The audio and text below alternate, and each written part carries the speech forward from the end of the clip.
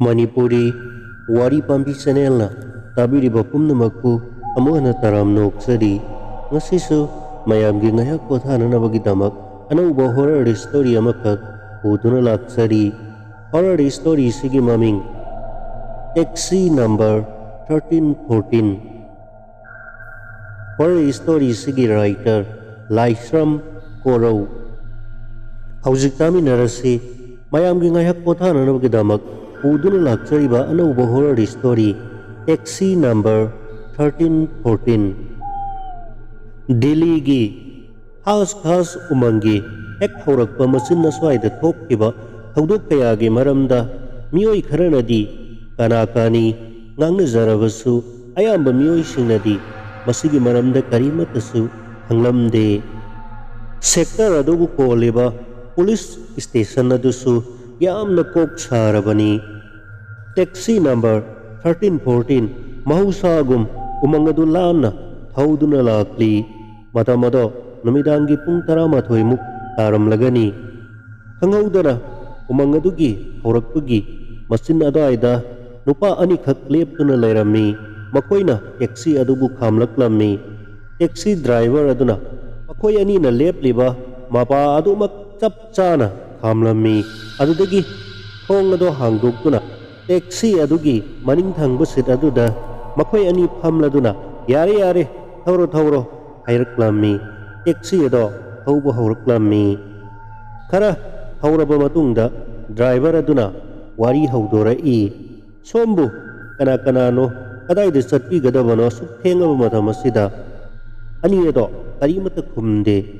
Driver aduna amuksu som anibu babu anibu kadai yaubigadabano asuk thengaba matam asidabo makoi anigi manungdagi amana khumlai hai nangi karina thawlaige adu hangbagi karina thawlaige aikoina thaw haiba mafam aduta Delhi gi block C tana thawgadabani mafam adu yauraba matungda nangi pifam thokpa ara matik chana pigani aikoida wayamna nganglakanu. Khara thawraba matungda driver aduna hairaklammi aikoi miyoibase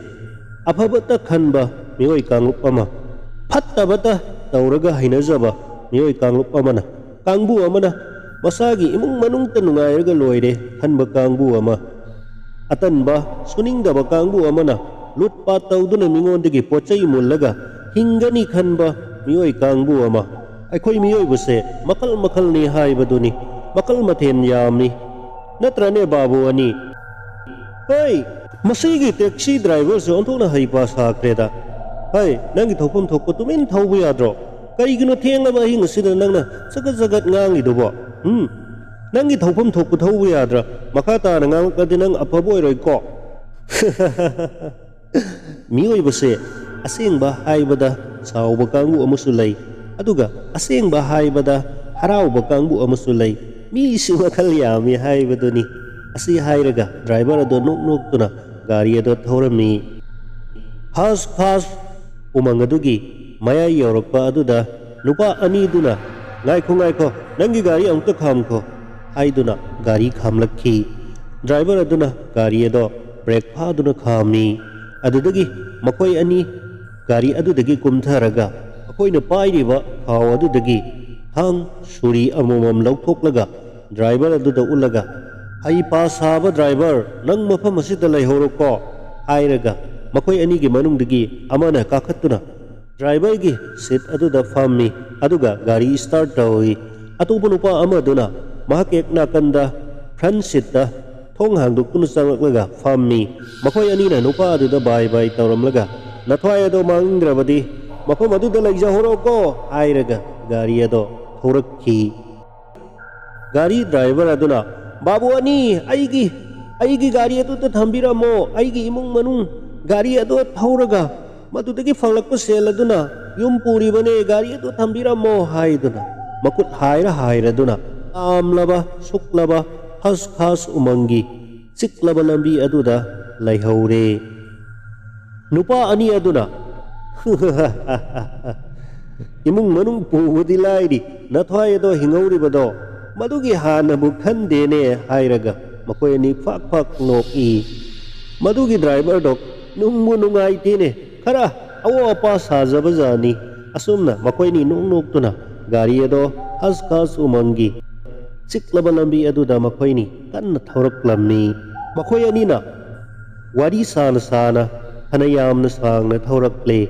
adudagi noknoktuna wari saraga mungsel aduda yeng thorakpada makoi anigi tungda leiriba sit aduda taxi driver aduna hamlaga ningaidana leirambado mungsel aduda uraklammi makoi ani khang brek khangna gari ado brek angpha pharami brek phabaga gari aduna chap hek lepaga makoi ani mak chap manana amuktada maninglamda taxi adugi back seat aduda punna yengthokminarakki adubu taxi driver ado amuk yauramdre makoi anina makutna laibak thamnaduna oh aikoi nina gari ase nampu hapuda lut tawduna munbirakpaduda aikoi ni ge wakal se tarang malang amada tawduna lairura male asumna makoi ani haineduna gari ado amuk start tawduna thoraklammi ngaihak thaurugi matungda mingsel aduda yenglubada amuksu taxi driver ado maningi back seat ta hamnuna leibado urammi amuksu brake paduna taxi ado hanglep leplammi aduga koini matsa manana gari adudagi kumtharaga hang ado uttuna maningda famliba taxi driver adubu pauthoklammi taxi driver ado mapanda thoraklammi aduga haira I ado manina aigi mahut sinbiduna matek thara gari se thaubi bagi damak ado mani bu thagachari haujikti bara ado pibiramlo ai chachakrage makoini gi maningdagi amana makutta pai ba thang aduna se nangi bara asida leire airaduna hang aduna thilammi adubu hang ado driver aduda thillabasu hangba tarang malangda hang thinbagum karimata su tawramde makoini ngaklamni topunupa amaduna amuk chensilakuna ai amuk thinge hairaga hang aduna driver aduda amuk thilammi madudasu ahangba tarang malangda hang thinbagum karisu soklamde driver ado khangna nolaklammi mioi babu anirak siba yabro si hairaga khangna noklaga mahakki tamthiraba sakka mama onthoraklammi adudagi nupa ani do lauraduna chenba horaklammi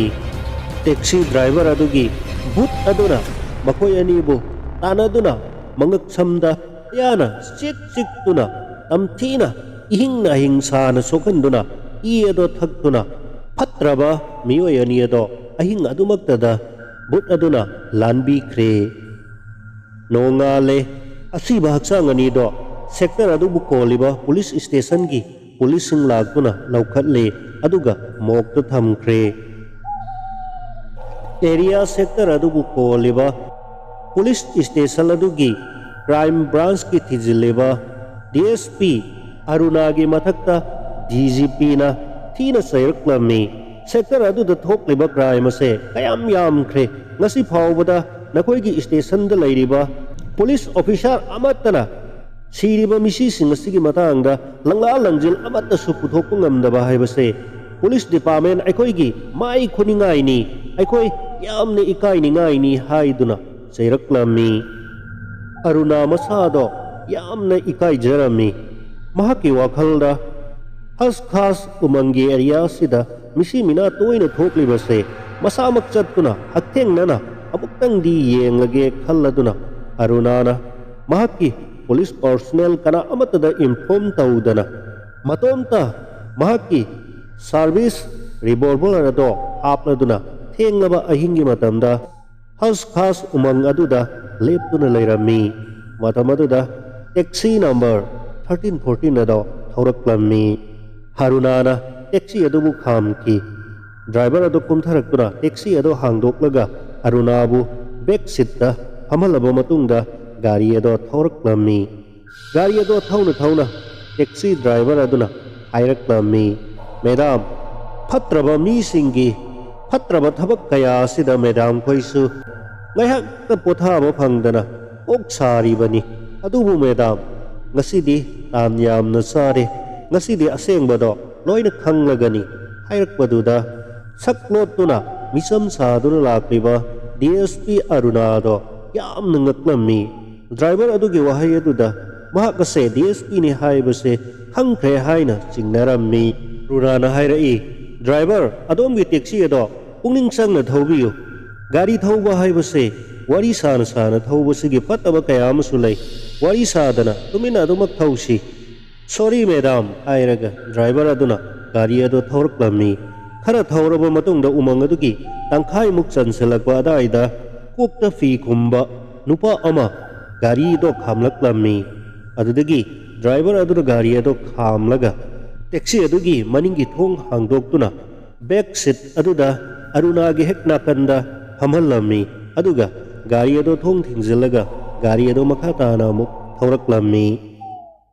sakhangdaba nupa aduna Arunadagi yenglaga sidi nupi ni ne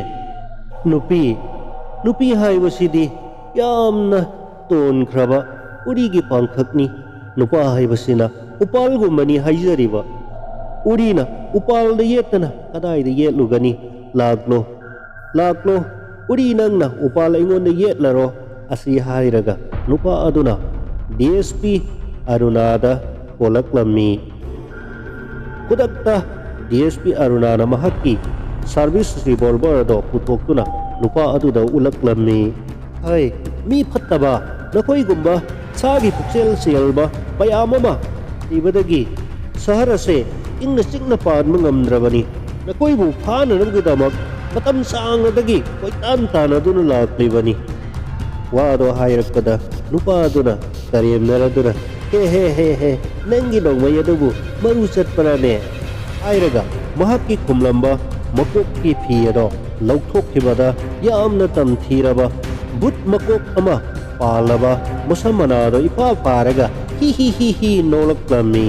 Aruna mahakna pairamba nongmai ado leimaida tanghaudana takirammi aduga wanthakre sakhangdaba nupa aduna khakna noklaga Arunagi masa soke tawrakpada driver aduna ngaikho nahakki thawai adubu hinglabadi nupi adugi masa soktanu hairaklammi sakhangdaba nupa aduna khakna noklaga kihanbagi mawongda nahaksu nathwai mangingdrabadi nangi taxi ado thongpam thokpa adumak dunu satlu hairakki matang aduda taxi driver aduna mahakki makokado maninglamda hut rauna leithorakki ham kairaba tamthiraba saktam maduna mangakado tunglamda leithoraktuna nupa aduda munna yengakpaduda sakhangdaba nupa aduna mahakna but chaduna kihallibado arembada takre aigi thawaidadi kanbiu aigi thawai sidadi kanbiramu aiduna kablak play adudagi gari ado thauna tamthiraba taxi driver gi but aduna makutna mana taxi ado thauna makutna mana ingthoraktuna nupa adugi but chasinaduna upliba makokki maikhumado lauthoklammi aduga makhauri ado kablaklammi taxi ado mafam adumaktada thamlaga nupa adubu mapanda chingthoraktuna tamthiraba driver adugi butki tamthiraba saktam aduna nupa adugi mathaba ado segairami aduga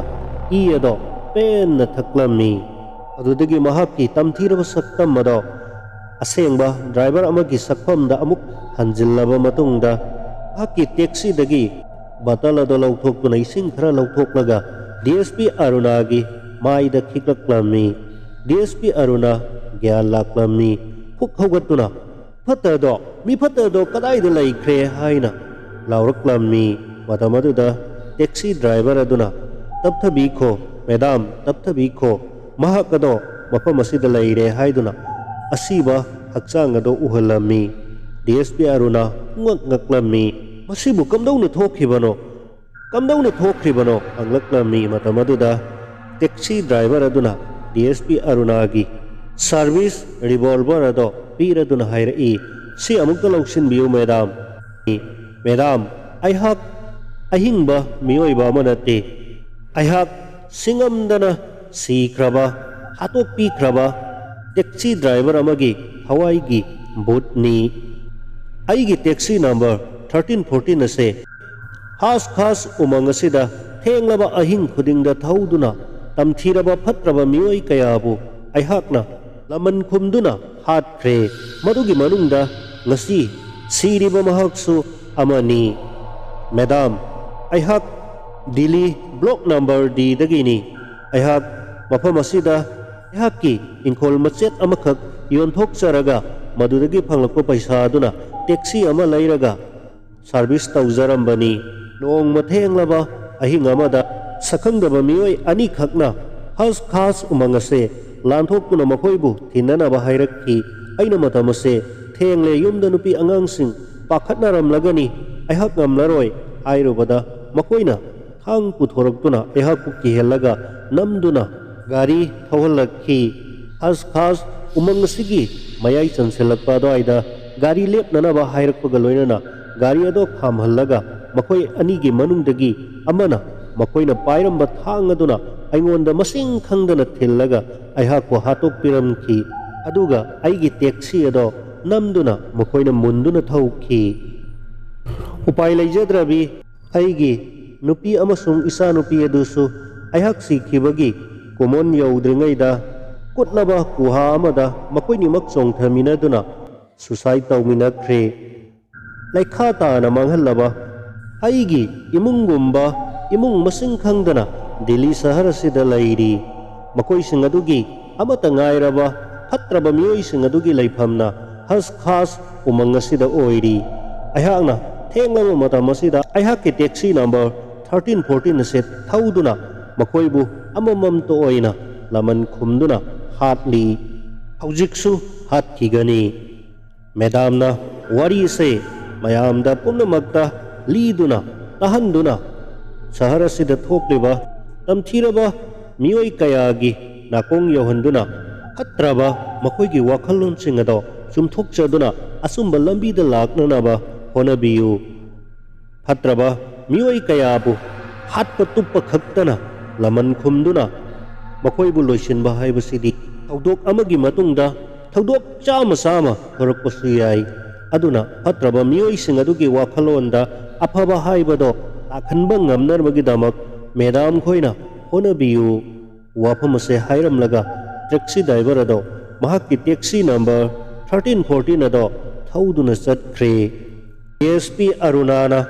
masamakta thokhiba mahakki mamit makna uhauba tahauba mayam adubu miyam pumnamakta khanghanduna hatraba mioi kayagi wakhalda sumba haibado laknanaba sibadi kiba aduga hinglagasu migi phatananaba tauba mingonda wahannanaba silliba mioi kaya adugi marakong yohanduna saharado ingna sikna lainanaba akanba thabak laukhatkhi masigidamakta DSP Arunabu ikai khumnaba utpa oina SP gi promotion pham thindokhi. You must die.